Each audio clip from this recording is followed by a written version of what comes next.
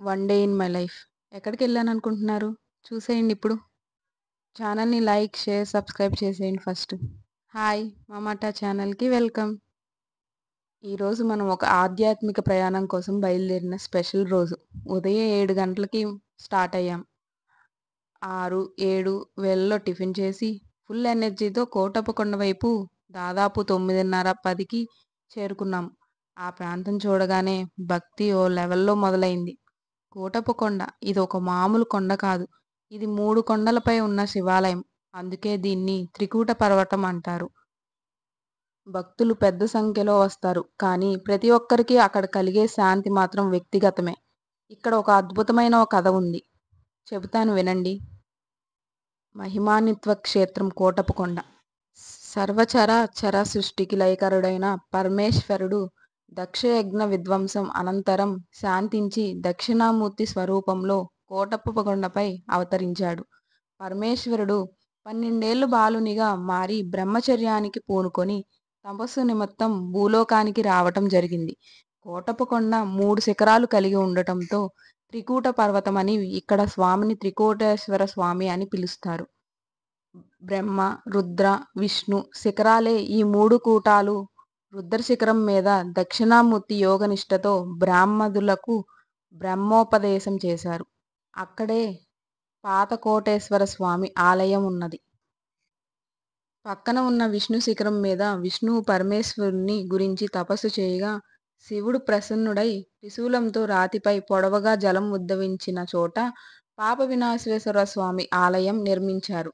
రుద్రశిఖరానికి కింద నైరుతి భాగంలో బ్రహ్మశిఖరం ఉంది. బ్రహ్మదేవుడు పరమశివుని గురించి తపస్సు చేయగా కైలాసం వెళ్ళుటకు ఇష్టపడని పరమశివుడు కొంతకాలం భూలోకంలో తపస్సు చేసుకొని వచ్చెదను అని పలికెను. పిమ్మట బ్రహ్మ అదృశ్యం చెందెను. కోటప్పకొండకు ఉత్తరంగా ఎల్లమంద అను గ్రామం ఉన్నది. ఆ గ్రామమునకు పరమేశ్వరుడు బాలుని రూపంలో వెళ్ళి వస్తూ ఉండేవాడు. అందువల్ల స్వామిని ఎల్లమంద కోటేశ్వరుడు అని కూడా అంటారు. ఎల్లమంద నివాసి అయిన సాలంకయ్య అనే భక్తుడు జంగమదేవర రూపంలో ఉన్న పరమేశ్వరుని సేవలు చేస్తూ ఉండేవాడు.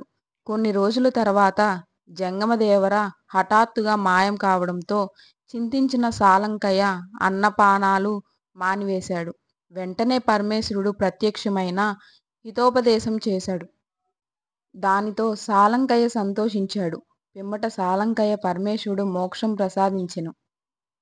కోటప్పకొండకు దక్షిణముగా ఉన్న కొండకావూరు అనే గ్రామంలో యాదవుని వంశమునకు సంబంధించిన ఒక కుటుంబంలో ఒక పాప జన్మించినది.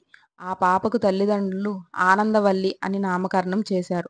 ఎందుకంటే ఆ పాప జన్మించిన తదుపరి ఆ ఇంట్లో సిరులు పండాయి. ఎంతో ఆనందముగా తల్లిదండ్రులందరూ ఆనందవల్లిని అల్లారు ముద్దుగా పెంచుకున్నారు. కొంతకాలం తర్వాత ఆమె పరమశివభక్తురాలై కొన్ని దినములు తండ్రికి బదులుగా ఆవుల గుంపును రుద్రశిఖరం మీదకు తీసుకువెళ్ళి వాటిని మేపుతూ సాయంకాలానికి కొండ కావురు తోలుకొని వచ్చేది. పరమేశ్వరుని ఆకలి తీర్చుటకు ఆ గుంపులో ఉన్నది ఒక ఆవు. నిత్యం పరమేశ్వరునికి పాలు ఇచ్చేది. ఆ ఆవు దూడకు పాలు సరిపోయేవి కావు. ఆనందవల్లికి అనుమానం కలిగి ఒకరోజు ఆ ఆవు వెంట వెళ్ళేసరికి పరమశివునికి పాలు ఇస్తూ ఉంది. అది చూసిన ఆనందవల్లి పరమశివుణ్ణి మహిమగలవానిగా భావించి, స్వామి, రేపటి నుంచి నీ ఆకలి తీర్చుటకు నిత్యం నేనే ఆవు పాలు తెచ్చి ఇచ్చెదను అని పలికేసరికి దానికి స్వామి అంగీకరించెను. మరుసటి రోజు నుంచి మట్టితో తయారు చేసిన ముంతల్లో ఆవు పాలు తీసుకుని వచ్చెను. అలా పరమేశ్వరునికి నిత్యం సేవ చేస్తూ ఉంది.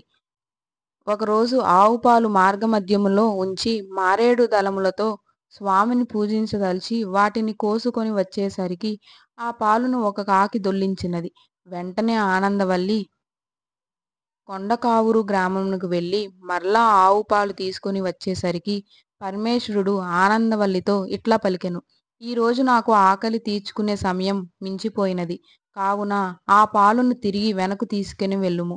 అప్పుడు ఆనందవల్లికి ఆ కాకి మీద కోపం వచ్చి, నేనే ఈ స్వామికి నిజమైన భక్తురాలిని. అయితే ఈ కొండ మీద కాకి అరుపు వినిపించినచో 4 దిక్కుల్లో ఏదో ఒక దిక్కుకి నష్టం కలుగుగాక అని శపించినది. అప్పటి నుండి ఈ కొండ మీదకు కాకులు రావు అని ప్రతీతి.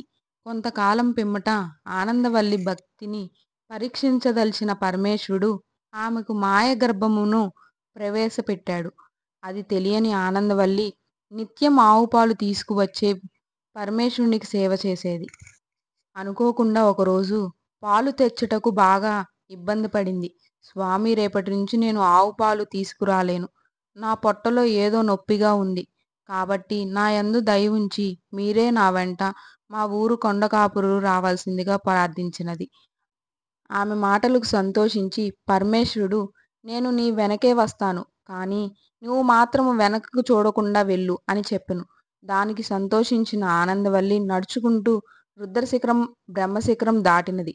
పరమేశ్వరుడు రుద్రశిఖరం మీద నుంచి బ్రహ్మశిఖరం మీదకు ఒక్క ఉదుటినే వచ్చేసరికి పెద్ద పెద్ద ధ్వనులతో శబ్దాలుగా ఆనందవల్లికి వినపడింది. ఆ శబ్దానికి తట్టుకోలేక ఆనందవల్లి వస్తున్నాడా లేదా అని వెనక్కి తిరిగి చూసేసరికి బ్రహ్మశిఖరం మీద పరమేశ్వరుడు వెనక్కు తిరిగిన చోట ఆనందవల్లి శిలారూపం ధరించాడు. ఆయనిచ్చిన మాయగర్భం బయటకు వచ్చి శివలింగాకారంలోకి మారినది. ఆనందవల్లి ఇదంతా పరమేశ్వరుని మాయ అని తలిచినది. స్వామి, మనిద్దరం కొండ కిందకు ఎప్పుడు దిగి వెళ్ళేది అని ఆనందవల్లి స్వామిని అడిగినది.